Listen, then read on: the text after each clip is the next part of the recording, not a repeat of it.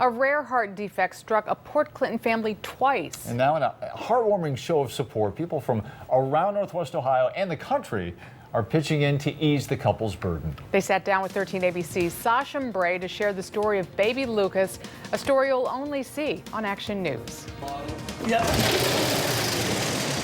Brian and I were both hired here at Bowling Green about 3 years ago.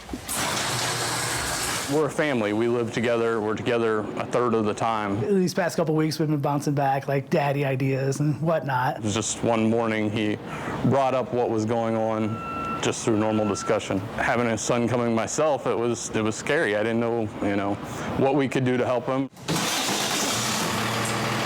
What BG firefighter Brian Gutman shared with his friend was that his unborn son was already fighting for his life. Seeing what Brandon's doing, family, friends, the rest of the guys here at the station, it's just hard just to keep it together, just not cry, just to see how much work these guys are doing just for us. I had a weird feeling from the beginning, and I can't put my finger on what exactly it was, but I did have a weird feeling this pregnancy that something wasn't quite right.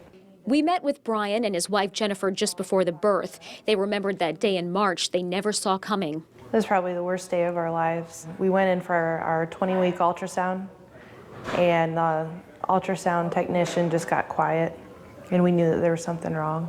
The doctor said their baby had hypoplastic left heart syndrome, a defect that meant he'd be born with only half a working heart. I don't think they knew about my family history. This time, with the first pregnancy, I was told it wasn't genetic, I don't need to worry about it. So with this pregnancy, I didn't even ask any questions. That's right. 30 years ago, Jennifer's older brother died of the same rare defect. For it to hit the same family within a generation, it put the doctor on her heels. 2 weeks after this interview, Lucas Gutman entered the world at C.S. Mott Children's Hospital in Ann Arbor, weighing a healthy 7 pounds, 10 ounces. He was so beautiful when he came out, and loud. Days later, he underwent his first open heart surgery.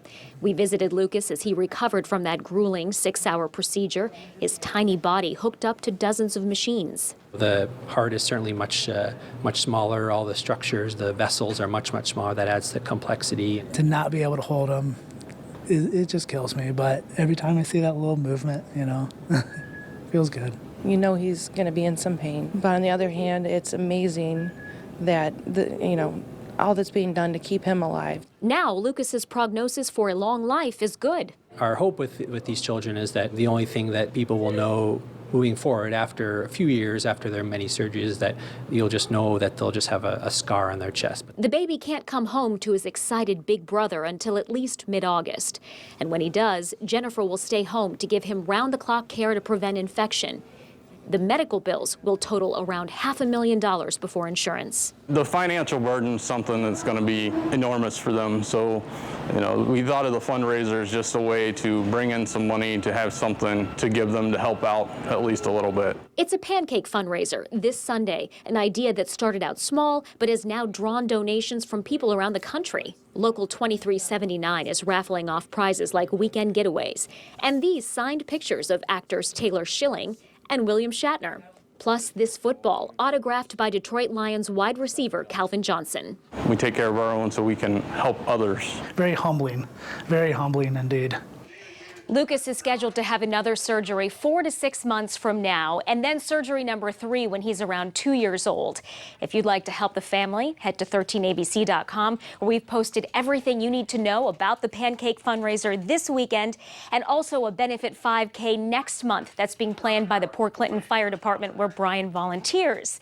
As for the Gutmans, they tell me they cannot express how thankful they are for every comment and like they see on those Facebook pages, proof of just how many cheerleaders little Lucas already has. Sasha Bray, 13 ABC, Action News. Well, thanks for sharing that story with us, Sasha.